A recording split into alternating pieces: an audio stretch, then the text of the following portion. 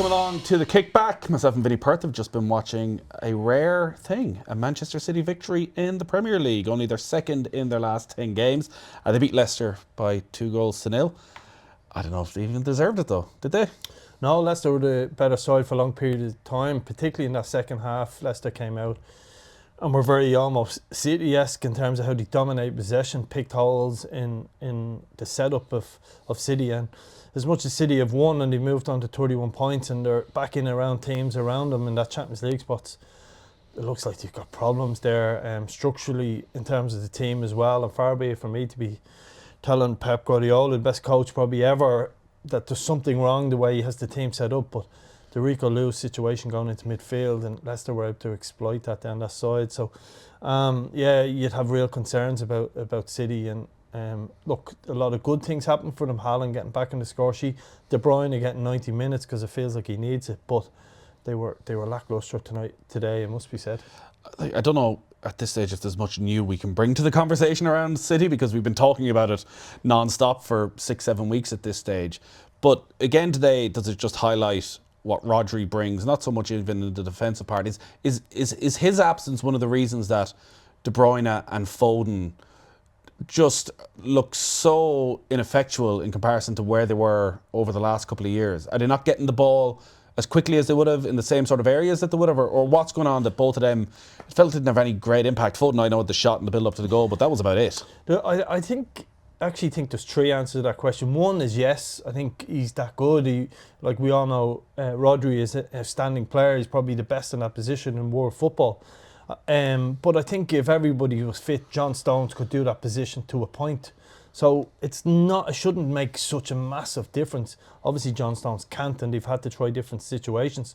Also then, I think you've got to look at the players of Man City. It doesn't look like they're firing on cylinders. I know De Bruyne has been injured, but God, he looks like he's, he needs game times. He's got, I called it a red face in commentary quite early in the game, because he looks like he's trying to catch a second wind, and you know that as anyone that has ever played just feels like he's off it. But he didn't even start in the game against Everton. But he's obviously not fit enough at the moment. Foden looks like he's playing out on the right, and we know he's played out on the right for a long period of time, but he's not involved in the game. There's not an energy, there's not an intensity to their play.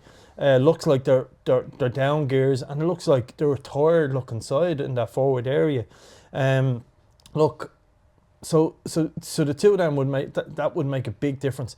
And I also think they went away to Leicester today, who didn't have the same respect as they would have for City maybe 2 or 3 years ago, and had a go off them. And James Justin, the right back, was probably their most attacking threat in many ways. The three behind Vardy were exceptional, but James Justin wasn't. They weren't afraid to get the right back on.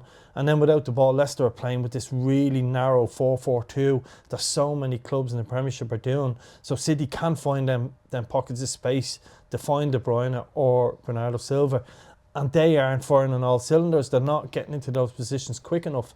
So the three of those sort of answers to your question is a combination of why City are struggling, and obviously their injuries are making a huge effect. Would Guardiola admit to that? Probably not, but they certainly don't look like they've got the same intensity. Don't look as fit as they should be. And maybe that's down to injury, to be fair. Savinho got the opening goal for them today, his first goal in a Manchester City jersey. I think it's 23 games in all competitions. And any player who comes in an attacking role for Manchester City, you expect them to hit the ground running, you expect them to get a lot of chances, to create a lot of chances, scored one, set up one. Is today potentially a turning point for him, or what are your thoughts on what he brings? Well, that's probably number 4. The question before that, like, will he start the next game? There's been a lot of rotation, and Pep has always done that. He's always off and thought about different bits and pieces. And I think that's fine when you're playing really, really well. The challenge is they're not playing well enough, and it feels like someone like Savinho needs to play a couple of games in a row to find his rhythm. Find that, like if you think of the second goal, it's a brilliant stand-up for Haaland to head it back where it came from. It looks like him and Haaland have a bit of an understanding. But if he's going to leave him out in the next game for Doku, for argument's sake, then it's going to be hard to find that rhythm. And it feels like players like that need some game time. De Bruyne has got 90 minutes today. He definitely needs that. Foden just doesn't look right. So again, what way does the manager approach the next game? Does he make 2 or 3 changes in the front area? But I thought Savini was excellent at times. Second half he went out of game, but that was more his team were suffering. But when he was in the forward area, he looked really good. But we've seen Doku do the same thing. Go back, I've mentioned a couple of times today, go back to when City were excellent earlier on in the month against Forest. He won 3-0. He was excellent, and he missed the following game. So you wonder, is the manager overthinking things at the moment and looking for solutions? As to what happens next, like you mentioned that Forest game, we sort of all thought that that was the low point and that the comeback would begin then. If anything, it's got progressively worse since then. Like, the January transfer window will be open by the time they play again. They play not till next Saturday, but there's a spell then from sort of the end of January on where they play Paris Saint-Germain in what's going to be an important game in the Champions League for both of those clubs. They've 2 Champions League matches. They play Chelsea, Arsenal, Liverpool, Tottenham, all in the space of a month. Are there things they can do in terms of recruitment? Are there players in the Premier League, players around Europe at different clubs that you feel they could go after aggressively, spend a bit more than they're worth to get them in, who could fill that Rodri-sized hole or bring something different? I have to say, I think like they need to bring in a couple of players. Obviously, the month of January is quite enough kind to them in terms of the FA Cup and some easier, for want of a better word, games. Nothing's easy for City at the moment, but absolutely need to add some players into it. Whether it's somebody like a Paulina, a Fulham, somebody who's a stopgap till the end of the season, a number 6 who's more natural, like Kovac done it today. Rigo Lewis came in beside him, but it didn't look natural to them. It just doesn't feel right in terms of what they're looking to do. As I said, John Stones could do that role, but he needs everybody fit. And Aki went off again today, so it looks like he might miss a couple of games. I think the biggest mistake they've made is you look at the full-back areas, and I know they've gone with centre-halves in the left-back position, but there's no doubt that he doesn't fancy Kyle Walker. That his form has come off a clip. Rico Lewis has done okay today, but isn't at the level required if a team's going to win a Premiership or a Champions League this year. And to get them back to the very best, feels like, for me, go out and buy a 6 and a couple of fullbacks, and that's sort of what they have to do. They've got quality up front. You just got to trust them and give them game time and sort out. It feels like they're very open, giving away too many chances at the back. So many stages today, Phil Foden ended up in the right back position because of the structure of the team. So he's got to fix that. He needs them players in the offensive areas. So a lot to fix there. And look, they've got the best manager in the world. So, but he wouldn't be used to this. He's used to winning. And they're back up to 5th in the table. Obviously, we have to wait and see what happens with the charges and potential punishment and all that, whether they'll be in the Champions League.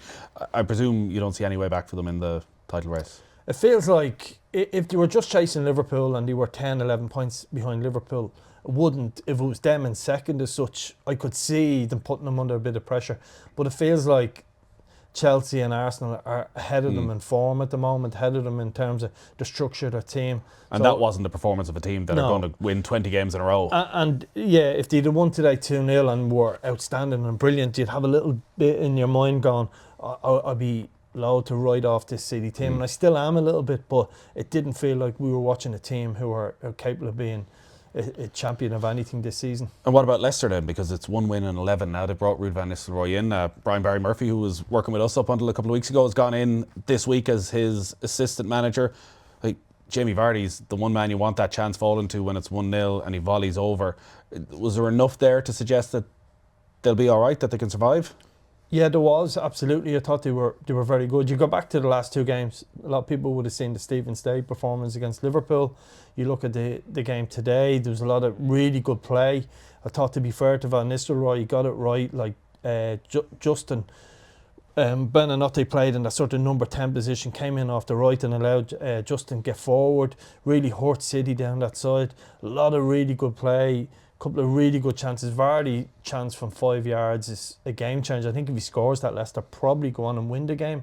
But there's a lot of stuff to like about this Leicester side. The challenge they have is they're not winning games as much as playing well, and the pressure will come. The fans will become a little bit disillusioned, and they know the pain that comes with being relegated. It took them, it was hard enough to get back into this league. Wouldn't surprise me if in the next 4 or 5 games they don't pick up points, that the club make another change. And people will say, Van Nistelrooy only get this amount of time. Well, that's football at the highest level, because the financial sort of loss for being relegated, Leicester can't afford that. So he's got to get a couple of results and quickly. All right, great stuff, Vinny. Happy Cheers, New Year. Thank you.